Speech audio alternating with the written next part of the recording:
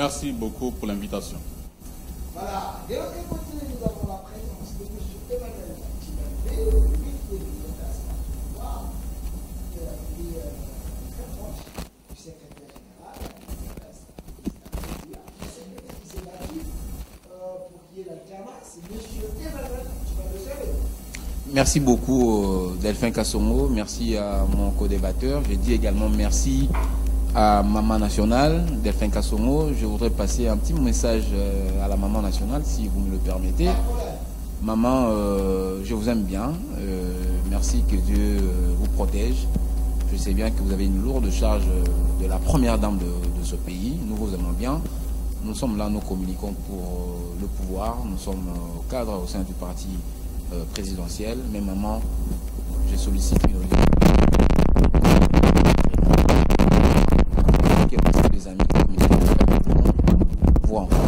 Donc c'est ça le message que je voulais vous passer. Nous avons tenté 1001 fois sans succès. C'est pourquoi j'ai pris la décision de pouvoir passer le message dans le média. Je sais qu'en ce moment vous êtes devant votre écran. Vous suivez cette émission Duel qui est quand même parmi les meilleures émissions. J'ai profité de passer ce message. Si vous pouvez nous accorder cette audience, nous serons très heureux. Merci à M. Le message est passé. Maman Nationale, la mère de la nation, elle a un grand cœur pour recevoir tout le monde et puis apporter des solutions si elle peut. Alors, aujourd'hui, nous allons parler de l'actualité de notre pays. La situation politique, on en parle. La liberté d'expression, elle existe réellement.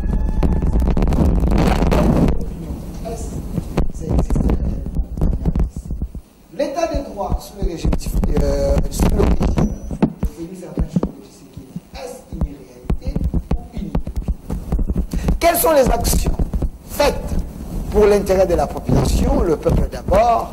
Est-ce un mensonge d'État ou une réalité? On va en parler sur ces plateaux. Mais avant tout, j'aimerais quand même rentrer du côté de la réalisation, mon réalisateur, parce que nous devons parler de l'actualité, mais l'actualité reste aussi dominante par la visite de la première dame au Maroc.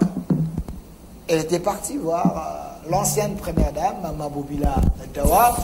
Alors, je ne sais pas si, Monsieur Freddy, vous avez déjà l'élément.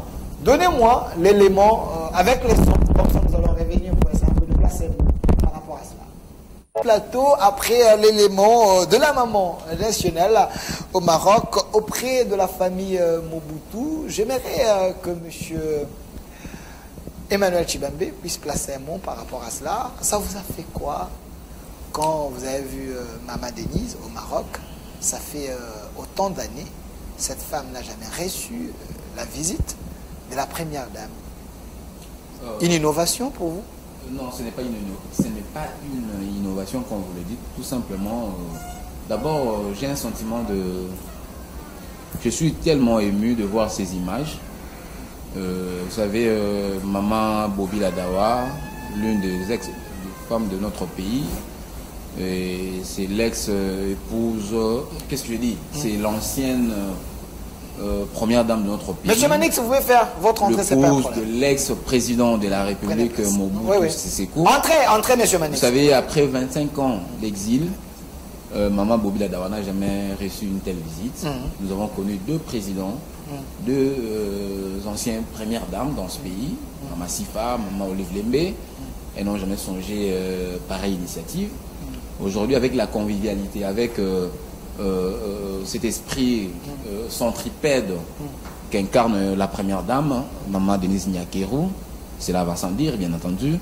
Donc, il était évident qu'il fasse ce déplacement. Et cela ravive encore ce que nous avons toujours dit, que c'est une femme qui est toujours une femme généreuse, qui est toujours proche de sa population. Et c'était temps et c'était impérieux qu'elle se rende au Maroc. En tout cas, je suis tellement ému. Et par ricochet, je voudrais également lancer un mot aux autorités du pays de pouvoir penser à la famille Mobutu. Vous savez, Mobutu n'était pas seulement un démon. Hein? Il y a de ceux-là qui ont fait pire que Mobutu, souvenez-vous. Je ne suis pas là pour accuser qui que ce soit, mais nous connaissons, nous sommes au Congolais, nous vivons au pays. il y a de ceux qui ont fait pire que Mobutu. Donc, mon message est celui de pouvoir demander aux autorités de penser à la famille Mobutu. Nous avons vu, on a honoré l'ancien président Kassavubu, on a honoré notre héros national Lumumba, et pourquoi pas aussi honorer, rapatrier la dépouille le reste de donc Mobutu. Ça, je pense que c'est déjà quelque chose qui se raconte déjà, mais moi je veux tout simplement raviver cela pour que cela soit vraiment d'actualité, qu'on puisse penser à cette famille qui attend beaucoup, qui a beaucoup travaillé pour ce pays, ne serait-ce qu'un signe de reconnaissance. Merci. Bon. Merci M. Emmanuel Tshibambe, cadre de l'UDPS, 32 ans, Mobutu au pouvoir, tout n'était pas mauvais, mais quand même sa famille est là. Voilà pourquoi il y a eu la visite de la première dame. Alors, M. Alain Aleng, la famille Mobutu, c'est aussi la famille présidentielle. Une visite comme ça, pour vous le PPRD, ça vous dit quelque chose? Une visite de réconfort? Non, mais écoutez, d'abord, il faut saluer l'acte noble, n'est-ce pas, qu'il soit posé par X ou Y, mais aussi reconnaître les affinités de la famille Tshisekedi et la famille Mobutu. Okay.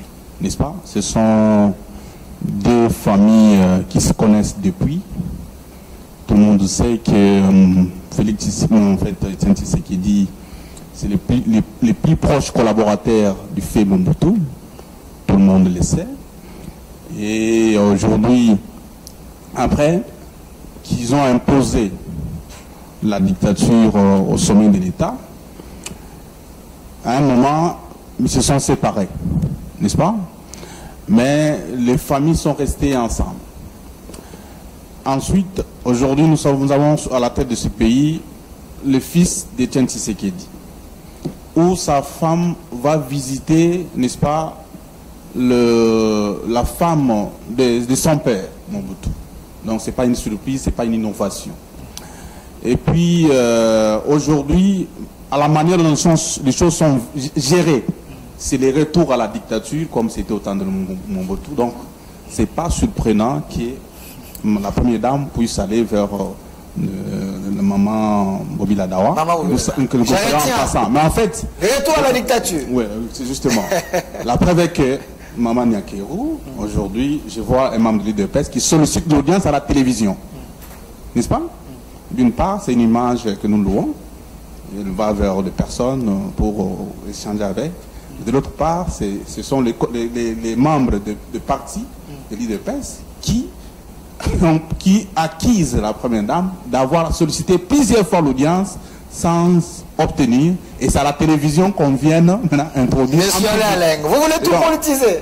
Non, c'est même pas la sollicitation de l'audience, pour vous, ça devient politique. Écoutez, tout est communication. Merci. En politique. Ok, je vais revenir vers vous. Monsieur Manix Yenda, il est porte-parole du LGD, parti cher à l'ancien Premier ministre Matata Ponyo. C'est une question d'entrée des jeux. Quand même, la famille Mobutu, vous êtes sans ignorer que cette famille existe. Ça fait autant d'années. Sa femme n'a jamais regagné la RDC. Mais du fait qu'il y a une première dame qui se permet d'aller rendre visite à cette femme, un signe symbolique, louable. Ben, moi, j'ai profondément beaucoup de respect à l'égard de la première dame de notre pays, Madame Denise Nyakero, pour le simple fait qu'elle s'implique beaucoup plus dans ce qui concerne l'éducation de nos enfants. Pour ça, elle mérite un profond respect et je salue son abnégation, sa détermination pour le renforcement du capital humain dans ce volet de l'éducation. Bon, c'est une visite privée, je pense. C'est une visite de convivialité, de fraternité. Il s'agit quand même d'une première dame de la République qui est allée rendre visite à l'ancienne première dame, ce qui justifie le lien des corrélations. Mais aussi, je pense que la visite de Madame Denise Nyakero c'est une sorte de prélude pour payer les reliquats de l'histoire que nous avions raturé, fracturé, déchiré, cette page de l'histoire dans laquelle était inscrit le nom d'un de nos présidents de la République, je parle du président Mobutu, mort et enterré à l'extérieur de son pays. Et je pense que ces plaidoyers qui a été déjà amorcé par le président de la République. Si on continue dans le cadre de cette visite, je pense que dans les échanges entre les deux premières dames, il y a quand même cette possibilité de rapatriement du corps de notre président. Comment vous pouvez imaginer celui qu'on appelait le maréchal Mobutu, mort, mais qui n'est pas enterré dans son propre royaume? C'est ça déchirer l'histoire, c'est ça couper l'histoire. Je pense que la première dame, qui représente d'ailleurs le président de la République, a l'obligation effectivement d'accompagner le président de la République dans le processus de rétablir l'histoire politique. La vraie d'ailleurs. En rapatriant effectivement le corps de Mobutu, comme ça a été le cas pour la relique de Patrice Emery Lumumba. C'est un processus pour reconstituer les patrimoines historiques de la République démocratique du Congo. Et donc je considère ces rendez-vous, cette visite, comme une visite symbolique, et je pense que ça pourra créer des résultats aussi positifs par rapport au rapatriement du corps de notre feu président Mobutu. Merci. Merci, M. Manix. Mais j'aimerais, parce que nous parlons de la première dame, Maman Olive Lembe, Maman Denise Nyakero et également Maman Bobila Dame. Mais j'aimerais aussi que vous puissiez me donner la photo de Maman Olive Lembe ici derrière. M. Lazik, je peux avoir la photo de Maman Olive Lembe. C'est vrai, vous êtes en train de suivre votre émission. Duel, c'est une émission, nous parlons politique et aussi des sujets qui intéressent la nation. Une très belle photo de l'ancienne également, première dame. Monsieur Emmanuel Tshibambi Hundi, derrière un grand homme, il y a une grande dame. C'est vrai, vous avez eu à faire à ce que, qui est l'alternance, que vous puissiez récupérer le pouvoir. Quels sont les bons souvenirs que vous avez de cette dame, derrière ce homme? Elle n'est pas trop dans la politique, mais du moins, elle a à faire les œuvres sociales. Retenez-vous quelque chose d'elle? Vous savez, moi, je suis parmi ceux qui respectent la femme. Moi, vraiment, je n'aime pas voir que la femme soit marginalisée. Non. Okay. Même ceux qui me côtoient savent ce que je suis en train de dire. Je respecte vraiment la femme. Je l'ai dit ici, mutatis mutandis, que le président Mobutu n'a pas fait que des choses mauvaises. Il a aussi fait des bonnes choses. Donc, à ses justes titres, nous pouvons quand même être reconnaissants envers lui. Donc, si nous avons décrié la gestion du président Kabila, Maman Olive Lembe n'était pas... bon, c'était sa femme, bien entendu, c'est sa femme, mais elle n'était pas politicienne. Donc, sur ce point, j'aimerais que nous puissions dissocier la personne de Joseph Kabila et celle d'Olive Lembe. Okay. Alors, s'il faut que je vous dise une chose de positive que moi j'ai eu à retenir de l'ex-première dame, je dirais aujourd'hui, il y a même une expression qui est incrustée dans la société congolaise. Okay. Attention, on a Maman Olive Lembe. Oui.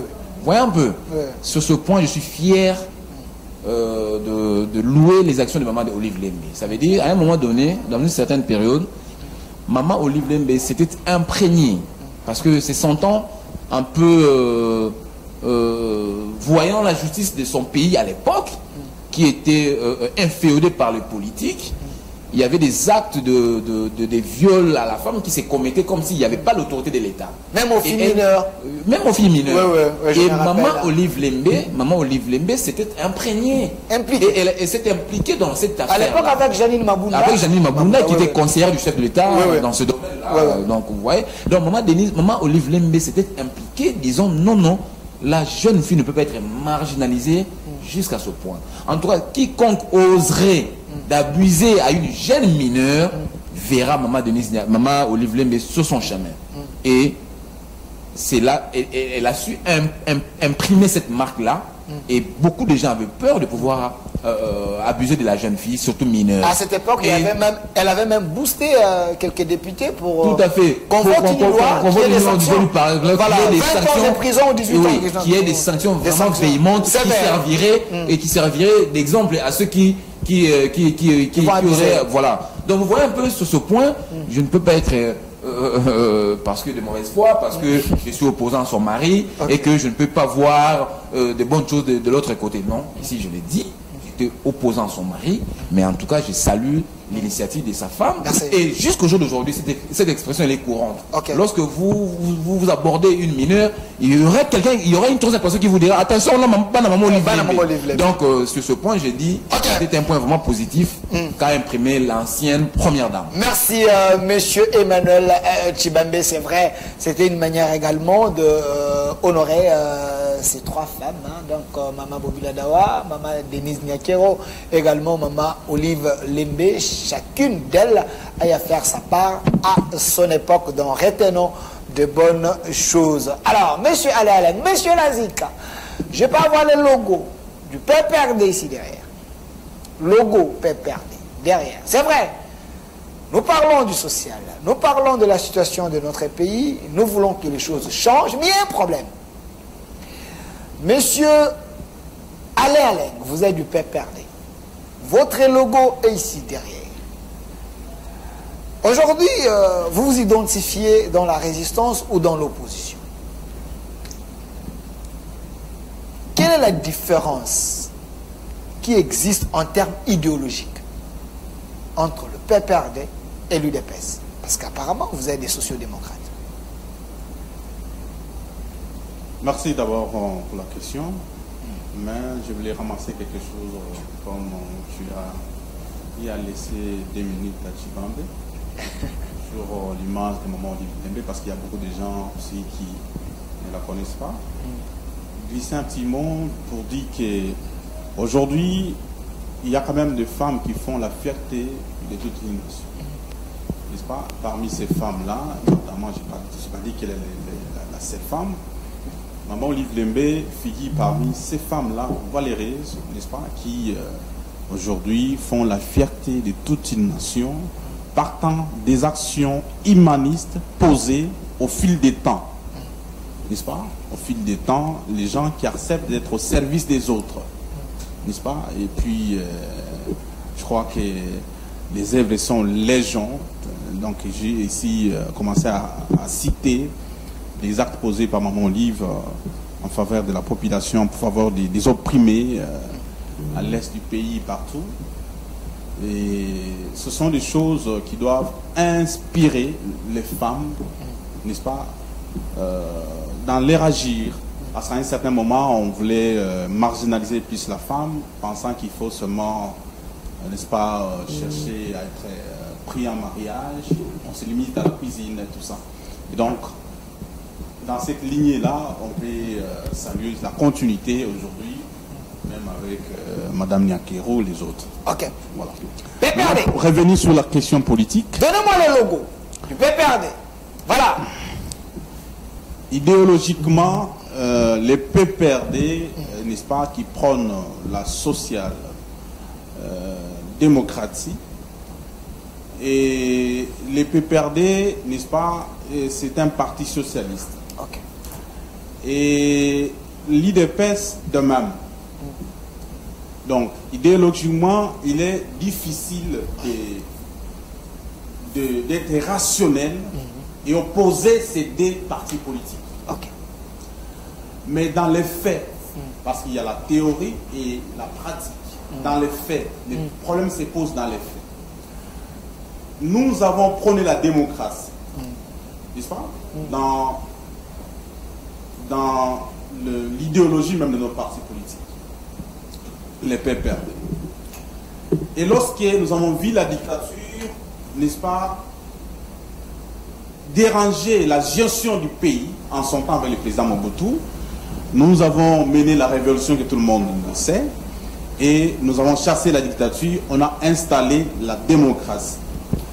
Toutes les institutions qui sont en place sont l'œuvre du PPRD, du président Kabila, n'est-ce pas? Et c'est le PPRD qui a permis qu'il y ait la liberté même d'expression. Parce que vous allez vous souvenir qu'en 1963, avec le président Kasavubu, il y a une loi qui consacrait, n'est-ce pas, que les chefs soient protégés, les chefs de l'État. Même l'offense au chef de l'État, tout ça, cette loi-là. Parce qu'en son temps, avec le régime parlementaire, n'est-ce pas, les chefs de l'État n'étaient pas directement associés dans la gestion du pays. Et il était anormal que quelqu'un qui n'est pas associé à la gestion du pays, qui soit, n'est-ce pas, objet des critiques. À ce moment-là, ça se comprenait. Avec Mobutu, on est venu maintenant chercher à renforcer l'autorité du chef en abusant de cette loi-là, en se référant au pouvoir coutumier. On voit au village comment les chefs coutumiers se comportent, tout ça. Ils acceptent difficilement les critiques. Alors, nous maintenant, quand nous avons accédé au pouvoir en tant que parti des démocrates, nous avons, n'est-ce pas, laissé la liberté, les débats, n'est-ce pas, dans l'opinion, que chacun soit libre de mettre son opinion, n'est-ce pas, merci pour la tautologie, pour permettre à ce que les pays puissent respirer. Parce que quand les chefs, aujourd'hui, vous allez voir que chaque vendredi, c'est le chef de l'État qui convoque, n'est-ce pas, qui lui-même anime le Conseil des ministres. Et dans la gestion de l'UDPS aujourd'hui, vous allez voir que c'est plus, vous allez constater une litanie de programme du chef de l'État. N'est-ce pas? Donc le chef est directement lié dans la gestion du pays. À ce moment-là, il est difficile de, n'est-ce pas, de séparer la personne du chef de l'État, n'est-ce pas, et la gestion du pays. Parce que tout celui qui touche à l'argent du contribuable congolais, il est victime des critiques qui soient positives ou négatives. Et donc, c'est le PPRD qui a instauré cet état de droit, cette liberté d'expression, mais l'UDPS, n'est-ce pas, qui devrait s'inspirer de cette logique-là, de son idéologie, n'est-ce pas? Mais aujourd'hui, vous allez voir que l'UDPS s'écarte petit à petit de cette logique-là démocratique, s'engouffrer encore dans la logique de chercher à instaurer la monarchie. Merci, monsieur Alaleng. Je veux revenir vers vous avant que je donne la parole à Manix. Et je sais pourquoi je rentre du côté de monsieur Emmanuel. Je vais vous donner la parole, monsieur Manix. Donnez-moi le logo de l'UDPS. Logo UDPS. Voilà. Mon réalisateur, Lazik. Voilà, monsieur Emmanuel Tshibambe. Vous avez suivi monsieur Alaleng qui a expliqué sur le plan idéologique le PPRD. Vous êtes également de la social-démocratie. Dans les vrais sens, dans la logique des choses, l'UDPS ne peut pas s'opposer au PPRD. Dans le vrai sens des choses. Qu'est-ce qui vous différencie? Pourquoi aujourd'hui vous êtes... Hier vous étiez dans l'opposition et au pouvoir, aujourd'hui vous êtes dans le pouvoir et dans l'opposition. Qu'est-ce qui se passe? Quelle est la différence? Pourquoi vous n'arrivez pas à vous mettre ensemble? Mais écoutez, il n'y a pas que le PPRD.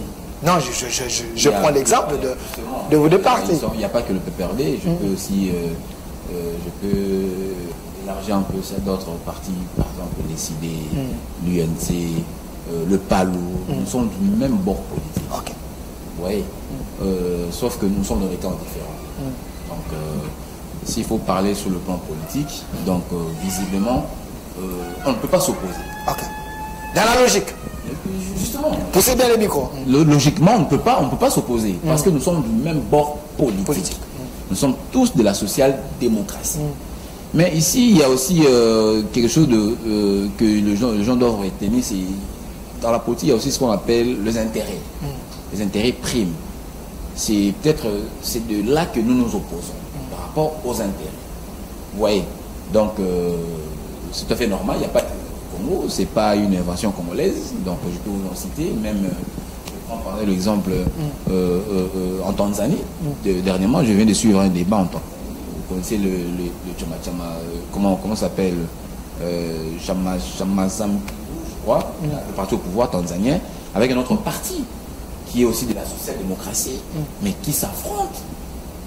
Vous voyez? Donc, c'est pas une invention congolaise, comme je l'ai dit. Ça se passe partout. Donc, ça veut dire qu'il y a question d'intérêt qui s'oppose, qui fait que nous sommes dans des camps différents, mais du même bord politique, mais dans des camps différents. Donc, moi, je trouve que c'est tout à fait normal. Il est question des intérêts qui fait que nous soyons dans des camps différents, mais prenons tous la même idéologie. Alors, quelle est l'offre différente que l'UDPS propose, contrairement à l'offre du PPRD? Non, mais c'est question dans la faisabilité. Ok. Vous voyez, c'est dans la faisabilité que nos offres se diffèrent.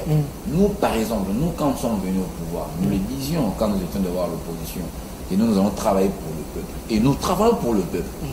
Chose qui n'a pas été le cas avec nos amis d'en face pendant 18 ans de règne. Dans les allées, le PPRD. Mais bien entendu, je parle bien entendu du PPRD. Ok. Vous voyez, même quand vous avez passé la parole à Alain Alain, mon ami que j'aime beaucoup, il est resté dans la fixation. Ok.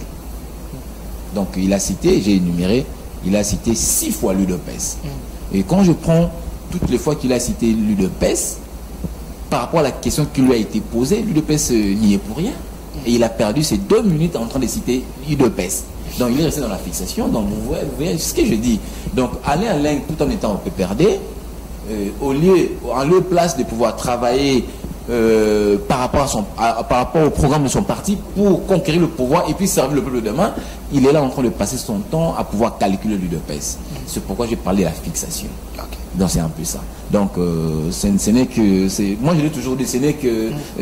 donc c'est comme moi, je l'ai toujours dit, c'est une animosité viscérale contre nature.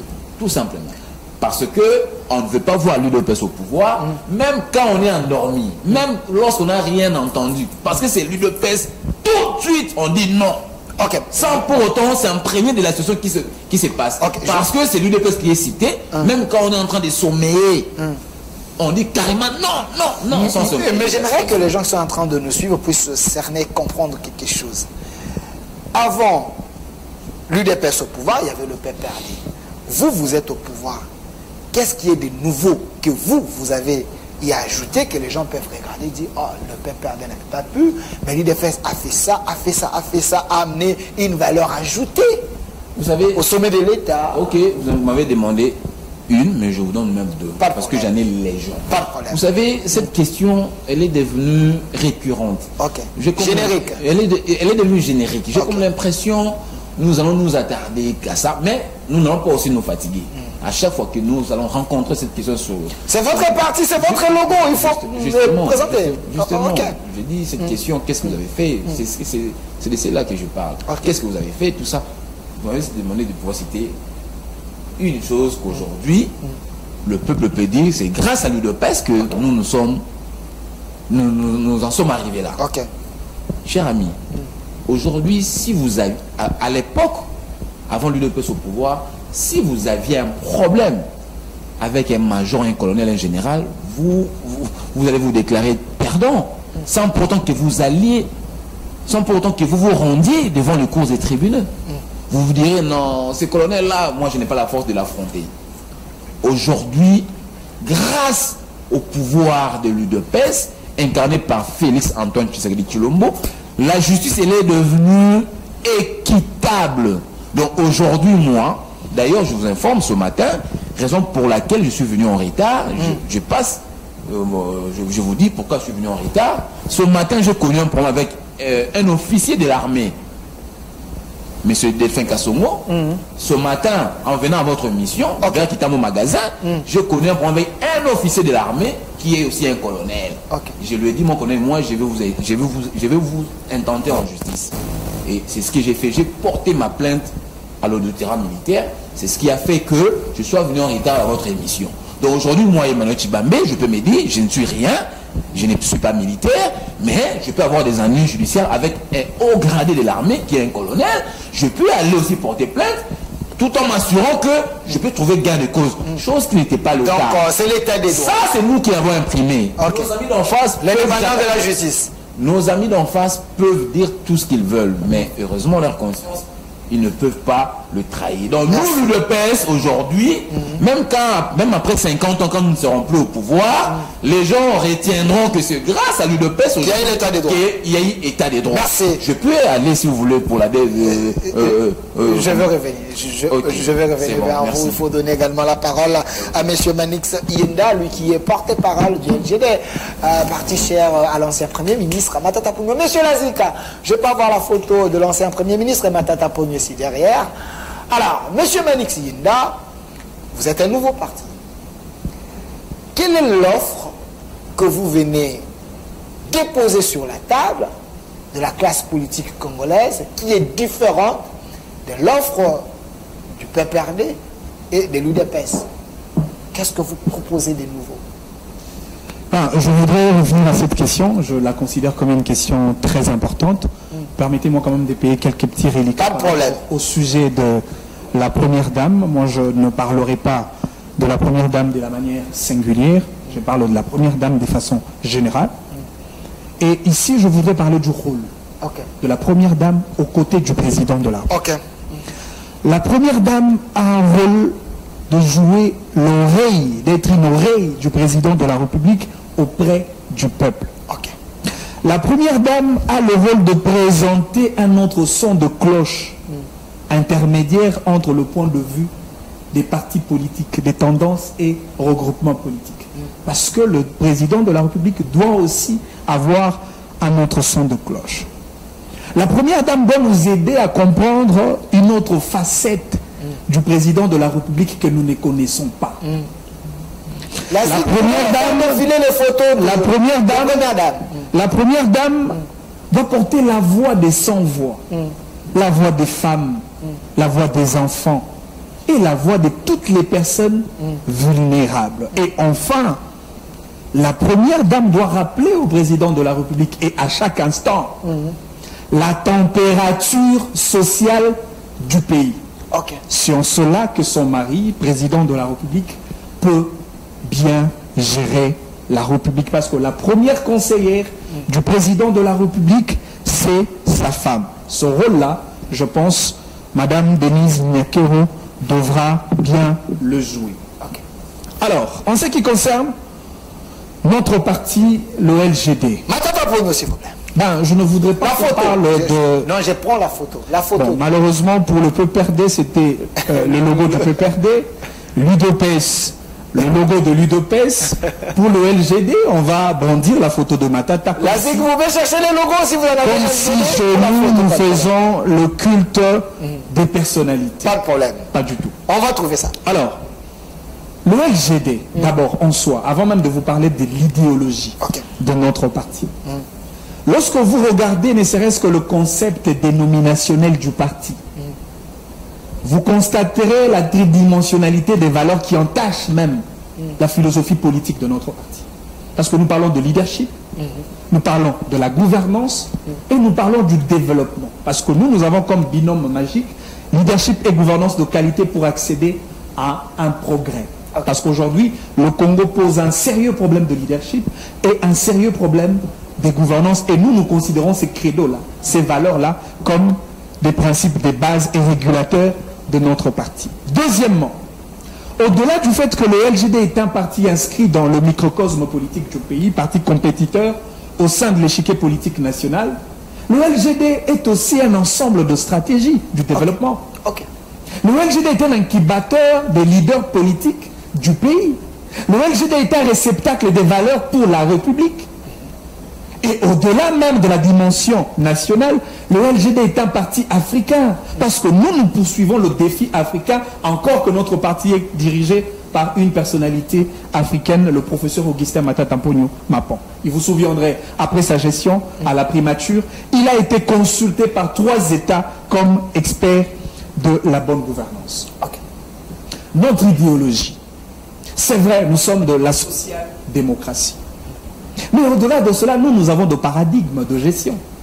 Tant sur le plan économique, tant sur le plan politique, tant sur le plan diplomatique, et j'en passe. En ce qui concerne le volet économique, nous avons le modèle économique qu'on appelle l'économie sociale du marché, qui repose sur la valeur de l'égalité, solidarité et liberté comme option économique nationale afin de maintenir l'équilibre social. Nous avons une conception de l'État, parce que nous prenons pour un État fort. Et pour nous, un État fort, c'est un État programmateur. Un État fort, c'est un État producteur. Un État fort, c'est un État protecteur. Tels sont les défis de notre parti. Mais nous sommes un parti de l'opposition. Mais nous vous disons aujourd'hui, le LGD, c'est le seul parti de l'opposition qui, au-delà de l'opposition politique, nous faisons aussi de l'opposition économique. l'opposition sociale, l'opposition écologique, l'opposition diplomatique, parce que nous avons des paradigmes de gestion et nous imprimons des clichés des valeurs de la République pour la gestion de la chose publique de l'État. Alors, par rapport à cela, parce que vous faites ces genres d'opposition, je vais donner la parole à M. Alain Leng, mais je reste encore à vous. Vous avez suivi M. Manuel Tshibanda qui dit il y a les avancées dans les régimes. Ils ont eu à améliorer ça. Vous êtes dans l'opposition. Est-ce que vous vous opposez même à la réalité? Non, mais bien sûr que oui. Vous savez, moi, je ne voudrais pas rester focus sur l'UDPS de peur de faire une collision politique. Non, en termes de réalisation, en termes de prouesse, restons là. Non, mais oui, c'est vrai que ce débat, c'est un débat de gouvernance. De gouvernance, ok. Et on reconnaît la qualité d'une gouvernance par ses résultats. Ok. Et des résultats qui durent dans le temps. Matata a géré le pays comme Premier ministre, sous la locomotive de Joseph Kabila comme président de la République. Ils ont engagé des réformes en termes de gouvernance de qualité, et des réformes qui ont produit des résultats et des résultats escomptés, et des résultats qui ont duré dans le temps. Et je vais vous en citer, parce que pour éviter les débats, le débat superficiel, les débats de supersifflage, les débats des rhétoriques, les débats de verbiage, parce que nous devons faire un débat des réalités. C'est grâce à Matata, grâce à Kabila que nous avions eu des réformes comme la TVA par exemple, l'ITIE, guichet unique, OADA. Dans le secteur de l'administration, il y a eu des réformes patentes qui ont créé même des résultats escomptés, palpables et visibles aux yeux et au su de tout le monde. J'en cite. Pour le rajeunissement de l'administration congolaise, il a fallu la création de l'École nationale d'administration, l'ENA, qui existe jusqu'aujourd'hui. Pour la sécurité sociale de l'administration, des agents de l'administration publique de l'État, il a fallu pour Matata de créer ce qu'on appelle la CENSAP, la Caisse nationale de sécurité sociale des agents publics de l'État. Pour la fiabilité de la paie de l'agent public de l'État, il a fallu créer la bancarisation.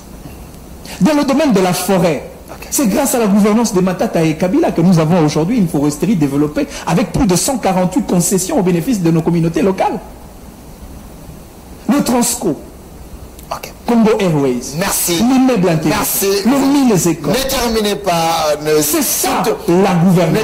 C'est-à-dire aujourd'hui, lorsqu'on parle de la gouvernance de l'UDPS, il faudrait l'avoir dans le sens d'abord, de la création des réformes, parce qu'aujourd'hui on se rend compte que l'UDPS, sous la locomotive du président de la République, il s'appuie sur les œuvres des précédents présidents de la République. L'IGF, l'œuvre de Mobutu.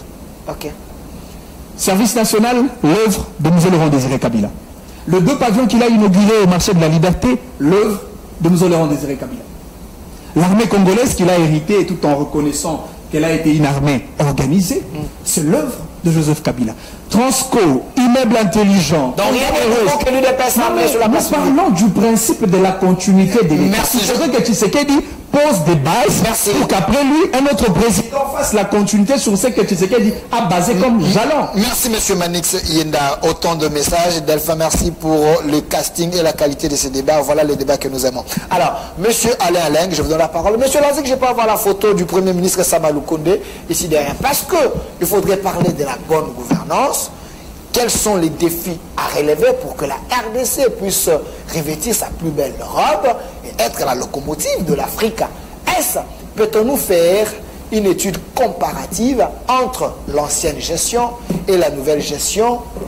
Est-ce qu'il y a les améliorations avec le Premier ministre Sama Lukonde? A-t-il bougé les lignes? Merci pour la question. Il faudrait d'abord ici souligner une chose. Après l'alternance au sommet de l'État, les peuples congolais attendaient à ce qu'il y ait vraiment un changement tel qu'il est annoncé en son temps par l'UDPS, je crois, plus de 20 ans à l'opposition. Et ce changement-là était plus attendu dans le vécu quotidien, n'est-ce pas, de la population congolaise, n'est-ce pas, qui est réellement le changement, les baisses de prix des biens sur le marché, n'est-ce pas, qui est la construction de nouvelles infrastructures, n'est-ce pas, qui est quand même changement par rapport à l'alimentation de nos maisons avec l'énergie électrique, que l'eau commence à couler différemment dans les robinets de Kinoa, Kinshasa et partout, n'est-ce pas? C'est ça l'effet de la population congolaise.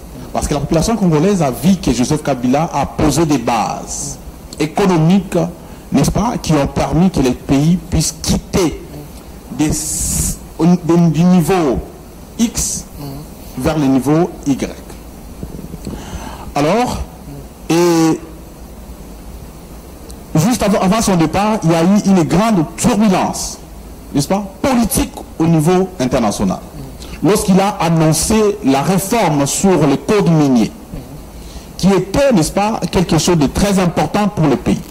Parce que vous avez vu même l'ancien secrétaire d'État américain, la dame, quand elle est arrivée ici, elle avait décrié, n'est-ce pas, l'application des codes miniers anciens qui ne profitaient qu'aux investisseurs et que la part des Congolais n'était pas vraiment rassurant. Alors, Joseph Kabila, avec son gouvernement, n'est-ce pas, avec ses premiers ministres, avait, n'est-ce pas, proposé qu'il y ait la révision du code minier.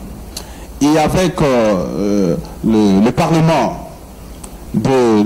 dirigé par l'honorable Minakou, les parlementaires nous ont produit, n'est-ce pas, la révision du code minier. Et partant de cette révision-là, cela devrait avoir un impact significatif, n'est-ce pas, sur l'économie nationale. Alors, maintenant, quand on arrive avec ces changements, nous n'avons pas, en fait, senti cet impact-là. C'est comme s'il y a eu... un vide. Un vide. Ok. Mais maintenant, le paradoxe, c'est quoi? Chaque jour, on chante qu'il y a la mobilisation Des recettes. des recettes. Mais de l'autre côté, pas de changement dans le vécu quotidien. Il n'y a pas assez d'actions posées par le gouvernement Sama Lukonde pour l'amélioration des conditions de vie de la population. Il y a une confusion même dans les chefs de ces ministres. On nous a présenté ici le programme de 145 territoires. Et ce programme-là, nous savons en tant que... Développement à la base. N'est-ce pas? Oui, en tant qu'expert en la matière, on sait que le ministère du plan d'un pays, c'est un ministère de la planification de l'action du gouvernement. N'est-ce pas? Partant de ses attributions. Mais on prend ce programme, n'est-ce pas, qui concerne plus le développement des entités rurales. On va confier la coordination au ministère du plan, dont les attributions ne reconnaissent pas cette charge-là. Déjà une confusion dans l'actif, n'est-ce pas, du gouvernement Sama Lukonde. Et lorsqu'on ne sait pas respecter, n'est-ce pas, les attributions de chaque ministère, à ce moment-là déjà, il va se poser un sérieux problème. Il y a un problème de job description. Non mais, Félix Tshisekedi lui-même, il a dit que les projets souffrent de la coordination. N'est-ce pas? Dans l'exécution, une action pour que ça soit une réussite, il faut d'abord que ça soit bien planifié. Et l'exécution va, n'est-ce pas, suivre cette politique-là, la stratégie. Le Premier ministre Sissama ne coordonne pas bien, le projet ne coordonne pas bien les choses. Il y a un problème de... Bon, le leadership pose problème, comme nous l'avons dit, le leadership pose problème. Dans le Premier ministre, c'est tâtonne. Il est en train de tâtonner. Ils sont tous dans une considération plus politique qui est gouvernementale. Ok. Et quand on peut se poser la question rationnellement par rapport à l'acquisition de ces marchés-là au ministère du plan, tout le monde sait qu'on cherchait à séduire, n'est-ce pas, les poissons Katumbi pour rester fidèles. Au lieu de laisser, parce que quand vous suivez dans les attributions du ministère, ces projets concernent plus les territoires au niveau des provinces. C'est le ministère du développement rural qui devrait prendre, n'est-ce pas, la coordination, parce que cela revient de ses attributions. Mais on a pêché à ce niveau-là. Je ne sais pas comment les intelligences, à leur niveau, qui sont, n'est-ce pas, en train de gérer le pays, n'arrivent pas à faire ces différences et voir que lorsqu'on quitte la rationalité. On commence maintenant à se verser dans une logique purement politicienne. À ce moment-là, on se perd de l'objectif et il est difficile que les choses marchent comme... Merci, M. Alain Lenga. Je vais donner la parole à M. Emmanuel Tshibambe et puis nous allons prendre la publicité. M. Freddy, s'il vous plaît. M. Emmanuel Tshibambe, une réaction rapide. Vous avez suivi LGD et également le PPRD. Pour la bonne gouvernance, parce que nous voulons que les choses changent. Alors, le chef de l'État avait dit Kissalu Mebanda. Le Samalukonde que nous voyons ici, il est le fruit de l'union sacrée. Il devait changer des choses, bouger les lignes. Est-ce le cas? Merci beaucoup, Delphine Kassomo, mais passez-moi un peu le temps de pouvoir écouter un petit peu. Parce pas de problème. L'histoire sur ce plateau qui m'ont donné de l'insomnie. Ok. De l'insomnie et des démangeaisons quand je l'ai apprise. Donc, je voudrais quand même rétablir la vérité. Et lorsque j'apprends, vous savez, j'ai beaucoup de respect pour le Premier ministre Matata Ponyo. J'ai mes raisons, hein, bien entendu. Mais s'il faut le caricaturer ou s'il faut vendre son image tout en se référant de ce qu'est venu de dire le porte-parole de LGD, Manix, je suis interloqué de ce que Manix a dit sur ce plateau. Okay. Je n'ai pas qualité ce matin de pouvoir poser la question. Lorsque vous accorderez à Manix la parole et posez-lui la question de pouvoir nous citer une école construite. Je dis bien une école construite dans le projet 1000 écoles par M. Matata Ponyo. Je dis bien une école, c'est pas deux. Il a parlé du projet 1000 écoles. Il a fait des éloges du Premier ministre Matata Ponyo, du projet 1000 écoles. Et je vous dis déjà, je vous assure que dans le projet 1000 écoles, il y avait déjà de l'argent de l'État qui était déjà déboursé. Mais moi, je demande qu'il nous cite une école, qu'il nous donne l'adresse précise de cette école-là. Et lorsqu'il dit la réforme de la TVA, non, Manix, peut-être vous avez oublié, je reconnais à Matata Ponyo de venir canaliser, je dis bien canaliser, je place bien le mot. Cette réforme de la TVA a été faite par M. Adolphe Muzito. Ça, il faut que nous soyons reconnaissants. On peut ne pas l'aimer. Je reconnais, moi, j'étais encore étudiant à l'époque. Sur M.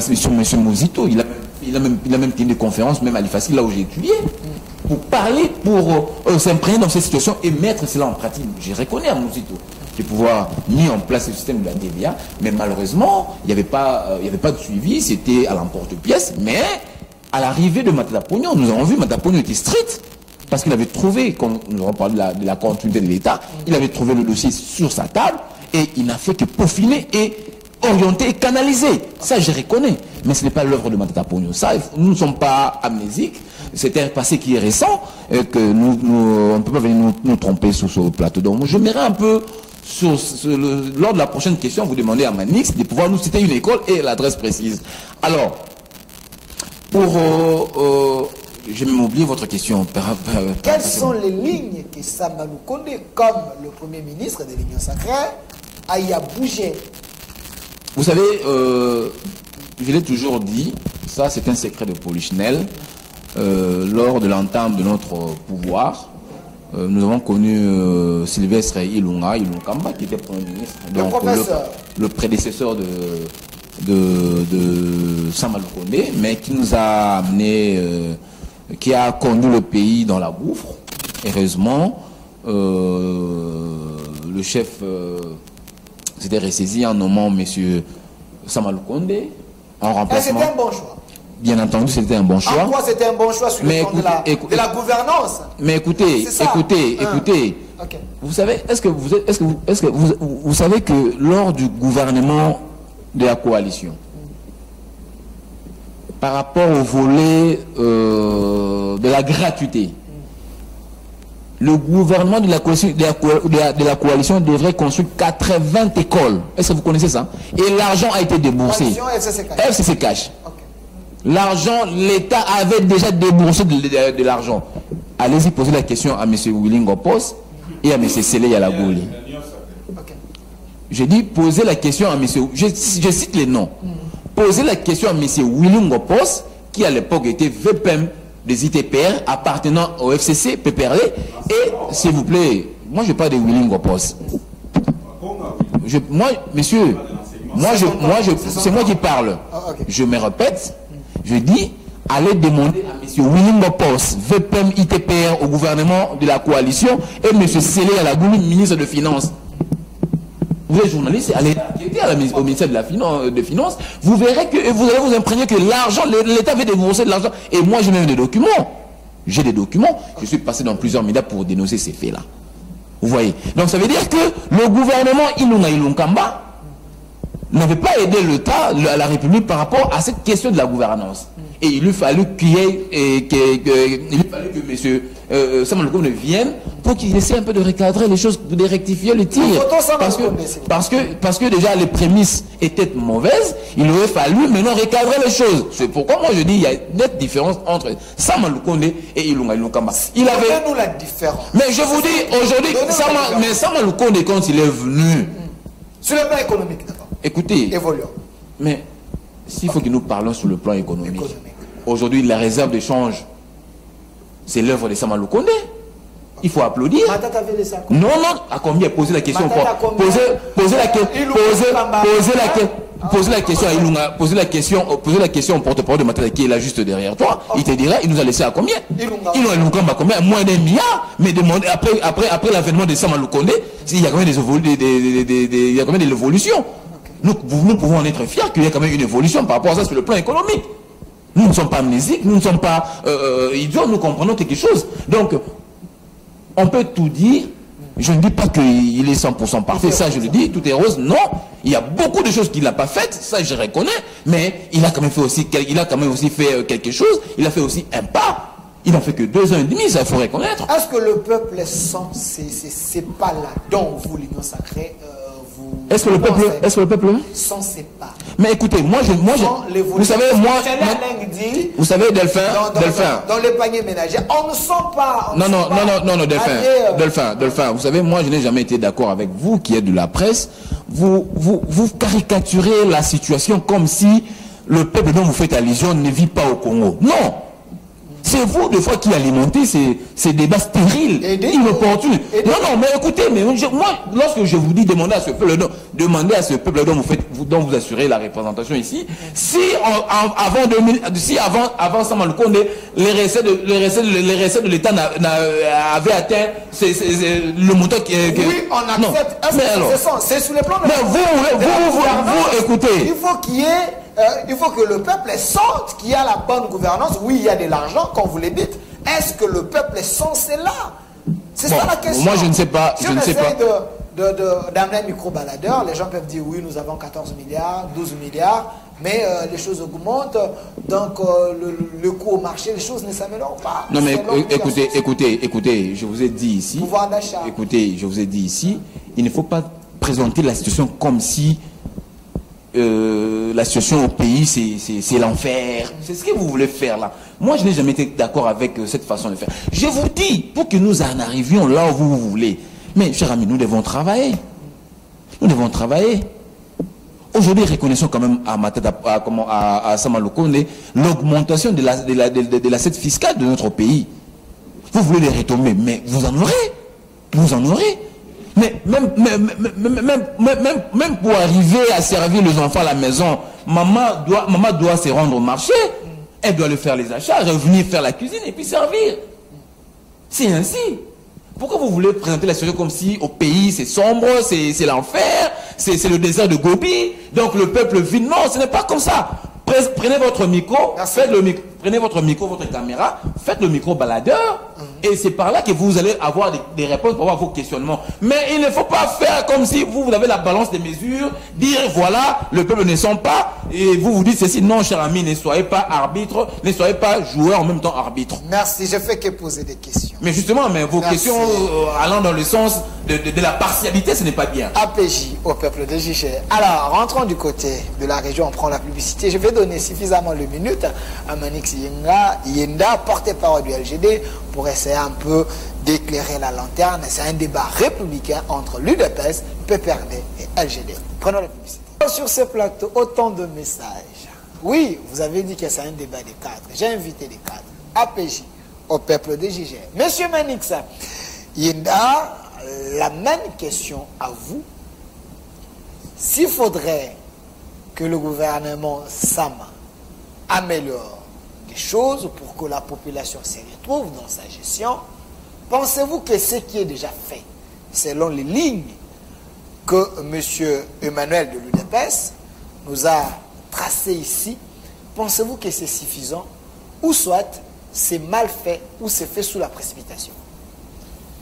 Ben, moi je crois qu'on doit recadrer notre débat sur de principes des bases pour dégager des réflexions qui vont nous permettre effectivement à faire le décryptage du gouvernement de Samuel Condé. Et je ne voudrais pas que l'on analyse sur Samuel Condé comme un individu ou comme un acteur politique.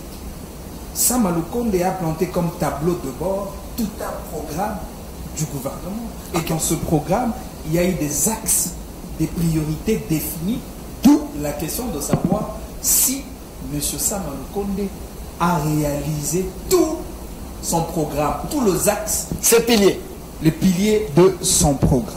Avant d'en arriver là, parce que je serai beaucoup plus détaillant sur cette question, mais je voudrais d'abord répondre à la question de mon co-débatteur. Il m'a posé une question, M. Emmanuel Tshibambe de l'UDPS, de lui citer une seule école construite par M. Matata dans le cadre du programme de 1000 écoles tel que prévu. À l'époque, quand il était Premier ministre. Et il m'a même demandé de préciser l'adresse. Je te donne le nom de l'école, le complexe scolaire Iles, dans la commune de Selemba. Référence Armée du Salut. Vous allez vers Iles, Armée du Salut, vous allez vers Mungafula. Quartier Ngafani. Non loin de l'avenue Nation. À côté de l'école Iles, complexe scolaire Iles, il y a tout un terrain de football. Je m'adresse, je dis quartier Ngafani. Commune Selembao, non loin de l'avenue Nation. Comment tu connais une autre avenue? Comment tu peux citer la référence d'une autre avenue? S'il vous plaît, est-ce qu'il peut terminer? Vous notez seulement. Excusez-moi. Voilà, vous notez et puis... J'ai cité les noms de l'école scolaire. J'ai donné la commune. J'ai donné le quartier avec la référence du terrain et de l'avenue d'à côté. Je crois avoir répondu à cette question. Merci. En parlant du président de la République, je voudrais d'abord parler de deux choses. Premièrement, le promesse des campagnes du président de la République et deuxièmement, la vision du président de la République. En ce qui concerne le promesse des campagnes du président de la République, vous le savez, il a dit aux Congolais que je ferai de vous des millionnaires. Il a dit aux Congolais que je vais transformer le Congo en Allemagne d'Afrique. Il est allé vers Tchangou là-bas, il a même démontré aux Congolais qu'il a détenu la clé pour la solution des pêcheurs, pour que le Quinois mange le poisson. Je ne sais pas, ce qui clé à Mwekouene est balèze, je ne sais pas. Pas de problème. Le président de la République a promis aux Congolais qu'il va faire venir des investisseurs. Il a dit aux Congolais, une fois élu président de la République, il va siéger là-bas. Il aura comme résidence dans la partie est. Et il va installer les clichés de l'armée nationale dans la partie est du pays.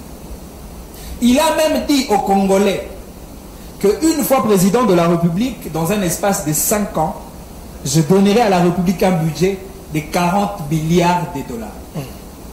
Pour une décennie, 80 milliards de dollars. Vision à Tata Mokondiambo. La vision du président de la République. Il a éclaté sa vision sous 4 axes. Premièrement, la création d'une société solidaire avec les valeurs de solidarité, convivialité, fraternité et concorde nationale. Alors qu'aujourd'hui, tous nous comprenons que le tribalisme, le favoritisme, le népotisme prend les dessus. Il a parlé de la croissance économique durable avec le modèle de développement économique endogène. Or, aujourd'hui, lorsque nous regardons le PIB, le pouvoir d'achat de la population congolaise considéré comme la météo économique pour mesurer effectivement la température économique d'un pays, déjà qu'il n'y a même pas quelques mois passés, le rapport de la Banque mondiale, le rapport d'octobre 2022, qui a considéré la République démocratique du Congo comme le 2e pays le plus pauvre au monde, avec un indicateur d'indice du développement humain en termes de 0,37%.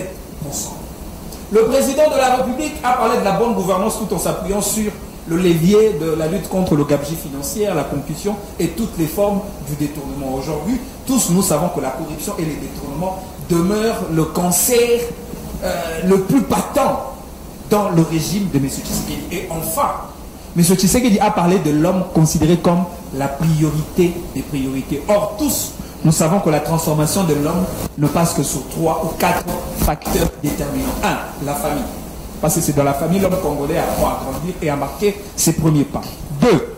L'école. Parce que c'est dans l'école que l'homme congolais apprendra à lire, à écrire et à calculer. 3. L'université, parce que c'est par l'université qu'on créera des hypothèses, des solutions pour résoudre aux problématiques du pays, de la communauté. Et enfin, 4. Le travail, parce que c'est dans le travail qu'on mettra en exergue toutes les valeurs prérequises. Il vous reste 2 minutes. Or, aujourd'hui, dans le 4 ans de Tshisekedi, 4 ans, j'ai bien dit 4 ans, aucun Congolais n'a été employé, ne serait-ce que dans le service et entreprise publique de l'État. Aucun. J'ai bien dit aucun Congolais. Ok.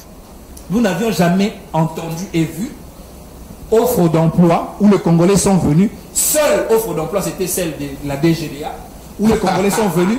Les Congolais sont venus, ils ont fait le test et tout s'est arrêté aujourd'hui. C'est en cela que je considère le pouvoir de Félix Tshisekedi comme un pouvoir de procrastination. Okay. Il commence et il ne termine jamais. Ok. 1 minute. Il vous reste 1 minute. S'il vous plaît. C'est important. Il vous reste C'est 1 minute. important. Ok. Le président de la République, en parlant de lui-même, parce que j'ai l'impression que Tshisekedi est l'opposant de Félix Tshisekedi comme président de la République. Lui-même, il dit, il critique son propre pouvoir. Oh. Il critique le gouvernement de Sama Lukonde devant le Parlement réuni en congrès. Il dit que le gouvernement de Sama Lukonde a un problème de bonne coordination et un problème de mauvais pilotage. C'est le président qui l'a dit. Le président de la République, devant le Parlement réuni en congrès, il dit aux Congolais, avec Sama Lukonde, nous n'avons pas pu nouer les 2 bouts du mois de Congolais. C'est le président Tshisekedi qui l'a dit. Ok. C'est le président Tshisekedi sous Sama Lukonde qui vous dit, nous avons une justice de théâtralisation. C'est le président qui dit. C'est le président de la République sous Sama Lukonde qui nous dit que notre armée est infiltrée. Encore que quand le président fait le bilan de l'état des sièges, il dit sous état des sièges, nous avons augmenté les recettes. Comme si l'état des sièges a été décrété pour augmenter les recettes de la République. Alors que l'état des sièges a été décrété pour restaurer l'autorité de l'État et mettre fin à la guerre. 30 secondes. Sous Tshisekedi, sur le plan diplomatique. Parce qu'eux, ils disent diplomatie agissante. Je vous dis qu'est-ce que c'est la diplomatie agissante. Ok. 30 secondes, chacun. Contre Gabon, sous Tshisekedi, nous avons perdu le siège des membres non permanents du Conseil de sécurité des Nations Unies. Ok. 2. Contre Botswana, nous avons perdu le secrétariat exécutif de la SADC. 3. Contre l'Angola, l'affaire des déchets toxiques qui ont tué les poissons et ont causé des diarrhées aux Congolais. Cette affaire aujourd'hui, on n'en parle même plus. Contre l'Afrique du Sud, nous avons perdu la coordination de la ZECAF, la zone des libres-échanges. Sous Tshisekedi, lors du débat du Conseil de sécurité des Nations Unies sur la proposition de la République démocratique du Congo sur l'annulation du régime total de la notification préalable d'achat d'armes. 5 secondes. Elle a été rejetée. Et donc, aujourd'hui, on ne peut pas nous parler de la diplomatie agissante. Moi, encore de la bonne gouvernance. Encore que réserve de taux de change qu'ils disent là. Réserve de taux de change. J'ai l'impression que nos amis de l'UDPS, ils ne savent même pas qu'est-ce que c'est la réserve de taux de change. Par définition simple. La réserve de taux de change, c'est un mécanisme de la Banque mondiale qui a pour but de parer à toute situation déficitaire dans le marché d'échange. C'est pour maintenir l'équilibre de la monnaie dans le marché d'échange. Elle n'a pas pour but de résoudre le problème social, construire des écoles, etc. Parce qu'il y a des États aujourd'hui qui peuvent avoir une balance économique faible, mais avec une réserve de taux de change élevée. Parce que comment vous pouvez imaginer, vous avez plus de 4 milliards de dollars, mais vous n'arrivez pas à payer la subvention des pétroliers.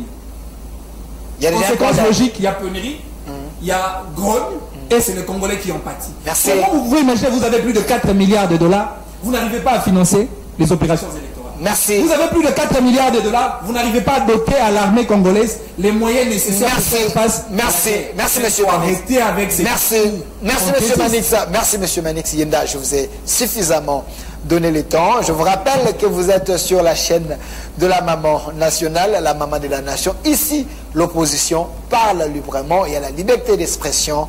Vous pouvez dire tout, mais il faut avoir des preuves parce qu'il y a aussi l'état des droits. Alors, monsieur Alain, prenez le micro, parce que nous parlons de la bonne gouvernance. La RDC est un pays souverain, mais il y a un problème. Donnez-moi la photo de le ministre des hydrocarbures, Didier Bidimbou, si vous en avez, monsieur Lazika. Nous avons nos blocs pétroliers. Il y a ceux qui pensent qu'on est libre de mettre en valeur nos blocs pétroliers, les vendre, et pour que la RDC puisse avoir encore plus de moyens. Nous avons les élections organisées, nous avons tant de besoins qui se pointent. Alors, pensez-vous que dans la bonne gouvernance et dans la souveraineté, la RDC peut se permettre de mettre en valeur ces blocs pétroliers sans filtrer les autres ou déranger l'ordre mondial? Écoutez, c'est en fait un projet fantaisiste de plus. Vous dites? C'est un projet fantaisiste de plus. Ok. Parce que nous sommes habitués, depuis que M. Tshisekedi, le président de la République, est en fonction, on nous a habitués à des projets qui n'aboutissent pas. D'abord, on a commencé avec le projet 100 jours au niveau de l'immunité Cézembre, projet du chef de l'État. Aussi longtemps que tout le monde sait que les chefs de l'État ne peut pas avoir un programme par rapport au régime politique de notre pays, de ce gouvernement, de pouvoir présenter, n'est-ce pas, ce projet. Parce que c'est à lui que revient cette responsabilité d'être contrôlé par le Parlement, qui est l'autorité budgétaire. Mais l'IDPS, ne maîtrisant pas la Constitution, parce qu'en 2006, quand nous avons voté cette Constitution, l'IDPS comme d'habitude, avec fixation, ça s'entendait pas avec la population, mais tout le monde le sait. Okay. C'est un débat républicain, mais dont les acteurs politiques ont des connotations politiques. Okay. Je suis carte du PPRD, tout le monde le sait, et ça ne me gêne pas qu'on cite mon parti. Okay. N'est-ce pas? Et Tibambe, qui aujourd'hui a adhéré récemment à l'IDPS, journaliste de son État, ne peut pas se gêner quand on cite l'IDPS, son parti. Ok, pas de problème. Donc, il n'est pas étonné de voir mon ami Tibambe en fait, se sentir mal à l'aise quand je cite l'IDPS. De la même manière, aujourd'hui, l'IDPS dans son ensemble n'accepte pas d'endosser la responsabilité du bilan. Et on cherche des personnes avec lesquelles il faut partager ce bilan-là. Et là, mais la coalition se cache quand même. Justement. Le PPRD, vous êtes à l'intérieur avec votre Premier ministre, Ilunga Kamba. Il faut accepter que vous avez co-géré. Personne n'a refusé, n'a nié, n'est-ce pas, cet état des choses. Parce qu'après les élections de 2018, l'UDPS n'a gagné que la présidence. Au niveau de la législature, ils n'ont eu que 43 députés, avec Cash, avec INC. C'est à partir que se sont décidés de violer la Constitution intentionnellement avec des débauchards de nos députés que nous avons pris conscience qu'on était en face des personnes qui ne sont pas honnêtes avec eux-mêmes. Alors, M. est-ce que M. Bidimbou, le Premier ministre, il est dans un terrain glissant ou un terrain où la RDC peut gagner quelque chose? C'est ça la question directe. Est que le départ d'Ilunga et Lunkamba et l'avènement de Samal Kondé, c'était question d'avoir des personnes qui seront entièrement sous l'autorité du chef de l'État. Parce qu'à son époque, on disait que non, nous avons plusieurs personnes qui disent non, autorité morale, des choses comme ça. Mais aujourd'hui, avec Félix Tshisekedi, nous quittons d'un projet à un autre, mais sans résultat escompté. C'est ça maintenant. Mais il y a l'appel d'offres, les gens se sont pointés. Est-ce que vous pensez que ce n'est pas pour l'intérêt de la République? Écoutez. C'était télévisé. Hein, écoutez, ça c'est juste pour chercher à amuser la galerie. Comme d'habitude. C'est juste pour amuser la... Écoutez, M. Tibambe, nous, techniciens, savons très bien que la bonne gouvernance a pour finalité l'amélioration des conditions de vie de la population. Ce n'est pas seulement chanter à la télévision. c'est pas ça. On ne fait pas du journalisme en politique. Pour commencer à inventer des choses qui n'existent pas. Bloc pétrolier. Il y a des engagements internationaux que la RDC s'était assigné. N'est-ce pas? Comme l'exploitation aujourd'hui parmi les blocs pétroliers qu'on a présenté. L'exploitation, les parcs Virunga. À l'époque, Joseph Kabila, 18 ans au pouvoir, comme ils ont l'habitude de le dire, il n'a jamais été tenté, malgré plusieurs sollicitations des impérialistes et des autres, pour qu'on exploite abusivement ces parcs-là de Virunga. N'est-ce pas? Qui fait partie des patrimoines de notre pays. Parce que la gestion d'une nation, on tient compte du présent et du futur. On gère pour le présent et pour le futur. Et non chercher parce qu'on a besoin d'avoir un peu des commissions de gauche à droite. Des commissions de gauche à droite, et vous mettez, n'est-ce pas, l'avenir de toute une nation en danger. Et donc pour nous, c'est de la distraction. Ça ne va pas aboutir à des résultats tels que présentés. Parce que nous savons très bien que vaut mieux la fin d'une chose que le commencement, comme disent les Français, avec tout ce que nous avons vu. Parce que lorsqu'on a présenté le projet de 100 jours, tout le monde a vu en fait quelqu'un qui avait des bonnes intentions, que toutes les routes du Congo seront asphaltées. Mais après, c'est Kamel qui est traîné en prison, l'argent dilapidé. Merci. Après, 5 secondes. Je vais citer. Après, c'est le projet Chile-Gelou. Projet Chile-Gelou, toujours prôné par la présidente de la République. Un conseiller, ainsi de suite. L'argent dilapidé. Les résultats sur terrain vide. Merci. Et après, c'est quoi? C'est le projet 145 territoires. Regardez la mobilisation dans la communication par rapport autour de ces projets. Mais tout le monde pensait que dans les territoires, personne ne va plus, n'est-ce pas, marcher à pied. Tout le monde aura la possibilité d'acheter une voiture. C'était de la poudre. Les routes seront asphaltées. Merci. Aujourd'hui, c'est quoi? C'est maintenant Merci. Boudimou, ministre des hydrocarbures, qui s'invite avec un autre projet, bloc pétrolier. Merci, merci, merci.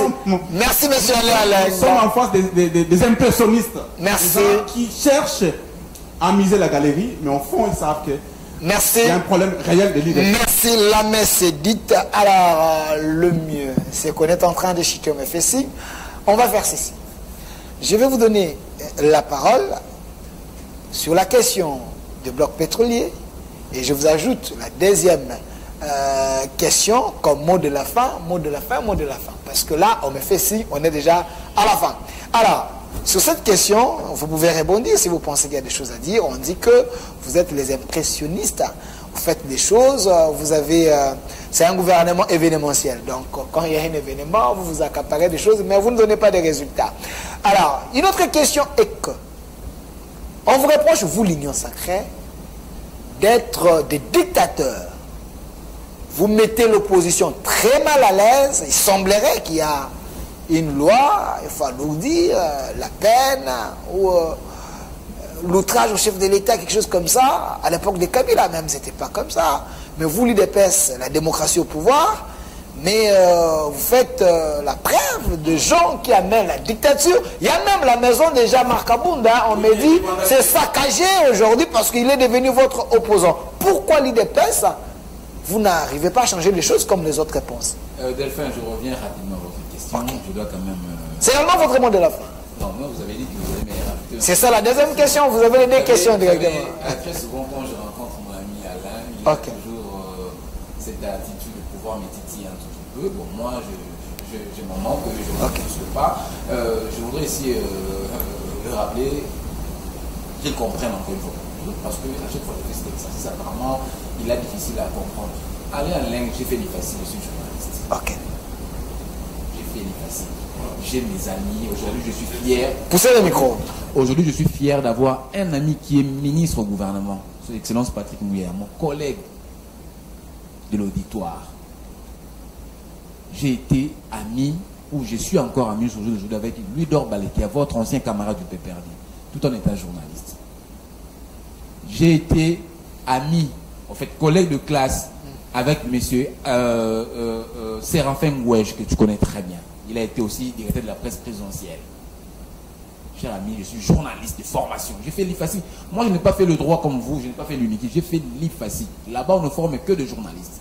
On ne forme pas des journalistes, on ne forme pas des juristes, on ne forme pas des économistes, on ne forme pas de maçons, on forme des journalistes. Merci. Et cela ne peut pas m'empêcher d'être membre de l'UDPS. Continue. Alors, pour que vous puissiez encore affiner votre réflexion, je vous renvoie à aller interroger votre autorité Bruno Tshibala. Un vœu que j'aime bien, un vœu que je respecte beaucoup, il faut dire qui je suis. Je vous apprends, en 2005, vous me voyez à la tête, j'ai eu une balafre le 30 juin 2005.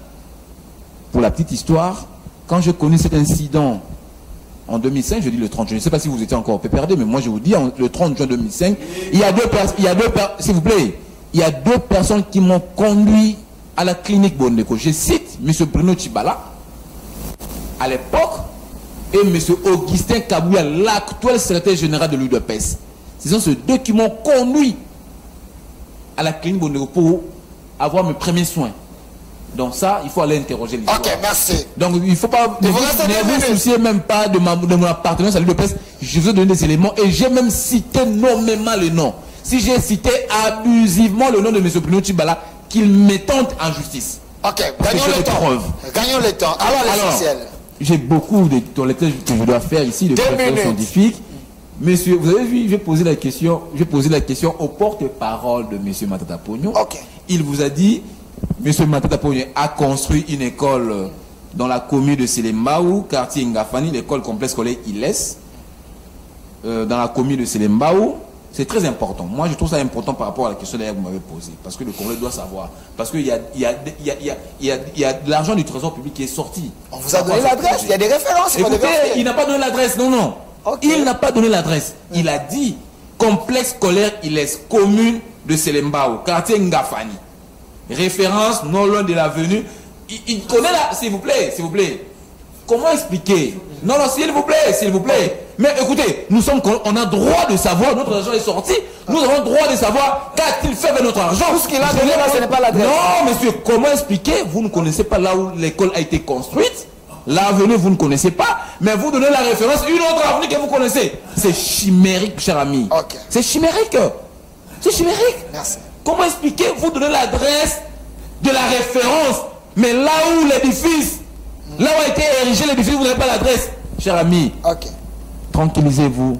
Matata Pognon n'a jamais construit même pas une demi-école. Il n'a même pas, je vous dis même pas une salle de classe. Même pas une salle de classe. Même pas une demi-école. Je vous dis, nous sommes tous Congolais. Merci. Je ne parle pas des réhabilitations. Moi, je parle de la construction parce que l'argent a été déboursé du trésor public pour construire 1000 écoles.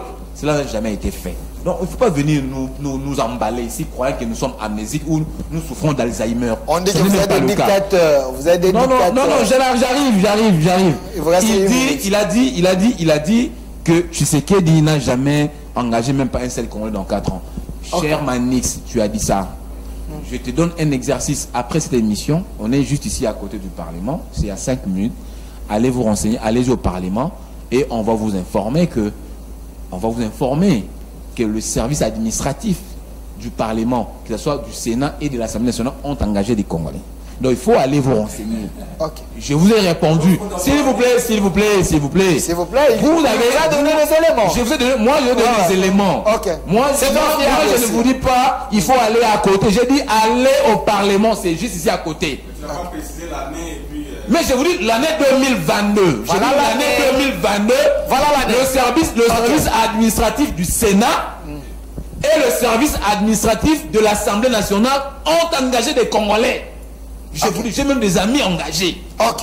Donc renseignez-vous et vous verrez que Tshisekedi a donné du travail aux Congolais. Okay. Même si ce n'est pas suffisant. Parce qu'il faut encore faire plus. 30 secondes.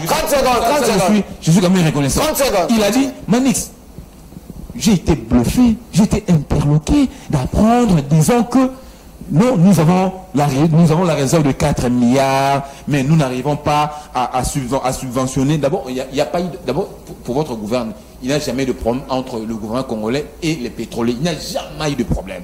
Il n'y a jamais eu de problème. Ça, je vous rassure. Et deuxièmement, comment quelqu'un qui semble qui semble maîtriser la question, vous dit, donc d'après Manix, nous devons prendre la réserve de change et financer les élections pour la CENI. Cher ami, mais tu t'es posé la question, mais nous avons 4 milliards d'euros d'échange, mais comment nous cherchons l'argent pour financer la CENI? Donc, autrement dit, nous devons prendre ces 4 milliards et financer la CENI. Mais Manix, c'est ce que tu as dit.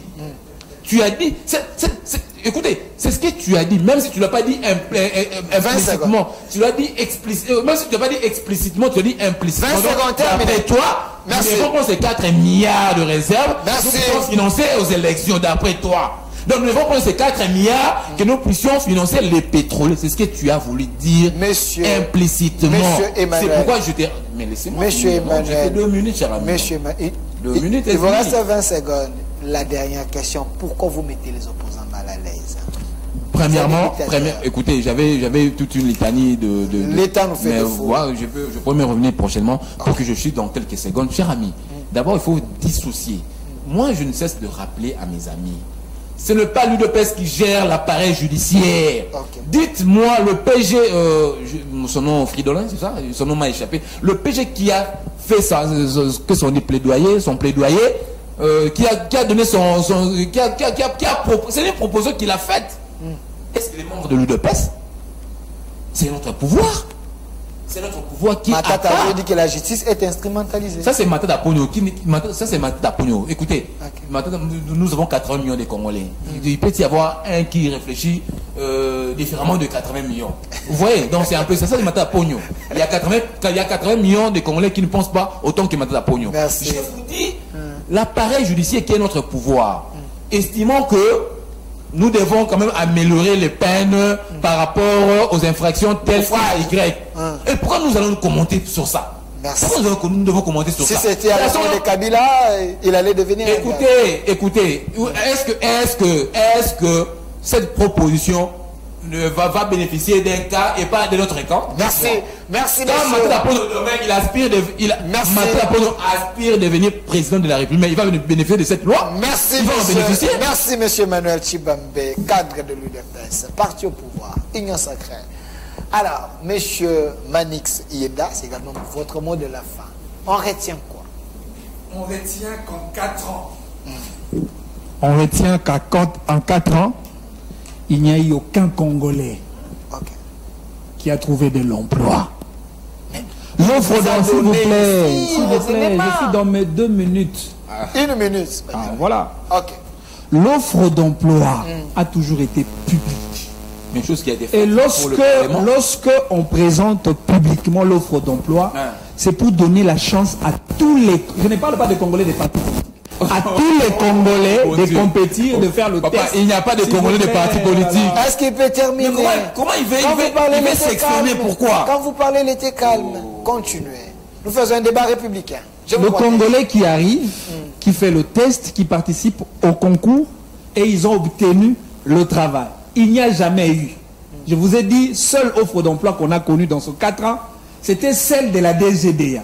Les Congolais ont fait le test, et ça s'est arrêté là jusqu'à aujourd'hui. C'est ça le malheur. Oui, à l'Assemblée nationale, je connais des gens qui sont là. Mais ce sont les membres du parti des Mbosso, du PP et disons de l'UDPS. C'est faux. Je connais des amis qui sont là. Mais ce sont des membres de l'AFDC, de l'UDPS et j'en passe. Ce sont des Congolais. Merci. S'il vous plaît, 30 secondes, chuter. Moi, je veux chuter 30 secondes. En disant juste une seule chose. Merci. Je veux demander un peu à mes amis de l'UDPS et à la classe politique congolaise en général. S'il vous plaît, respectons notre prix Nobel de la paix, le docteur Denis Mukwege. Il mérite beaucoup. Je dis encore à l'UDPS, s'il vous plaît, l'UDPS, nous vous connaissons de par votre qualité d'insulte légendaire. Mais s'il vous plaît, n'insultez pas Mukwege. L'UDPS n'a jamais insulté le respect. L'UDPS n'a jamais insulté Mukwege mérite le respect national. N'a jamais insulté Mukwege.